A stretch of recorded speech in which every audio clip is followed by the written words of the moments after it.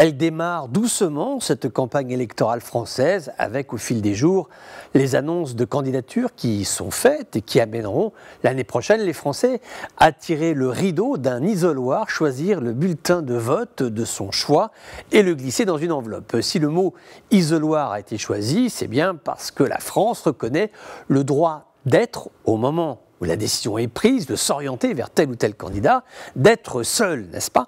Or, cette présidentielle française, tout comme les élections en Allemagne, aux États-Unis ou autre part, rencontre une difficulté récurrente qui est celle de l'influence extérieure sur le bon déroulement des opérations de vote. Précisons tout de suite qu'il ne s'agit pas d'un raisonnement complotiste, de grabataire, qui vit dans l'angoisse de la cinquième colonne ou de la puissance étrangère machiavélique. Non, ce dont nous parlons ici, ce sont des faits qui sont avérés, prouvés et considérablement documentés.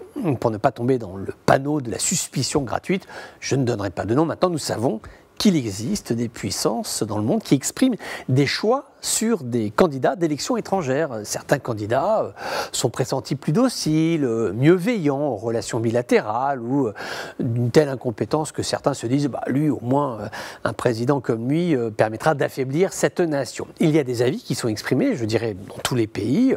Pour la France, par exemple, il est évident que dans nos pays africains, le programme politique étrangère de chaque candidat, il sera lu avec attention, des préférences seront exprimées, mais ça c'est normal. C'est logique, c'est même sain. En revanche, nous rentrons en zone rouge lorsque des États commencent à mobiliser des hackers et des réseaux sociaux pour faire campagne en faveur de tel ou tel candidat ou en défaveur de tel autre.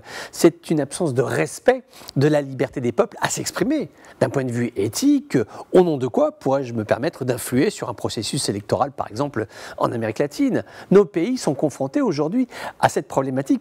Pour dire les choses plus clairement, peut-être à une tension informatique pour préserver les scrutins de toute intrusion de puissance étrangère. Encore une fois, il n'y a pas de complotisme là-dedans, juste la lucidité, va dire une prévention face aux réseaux sociaux qui ne sont pas des données simples à gérer. Ce sont des modes d'expression qui oscillent entre spontanéité sincère et puis diffamation assassine. Il est très difficile de s'y retrouver, même aussi de lire une menace et de réussir à la contrer. C'est difficile mais nécessaire si nous voulons que les isoloirs restent des lieux à l'abri de tout type d'influence. La démocratie, nos démocraties, ne s'en porteront que mieux.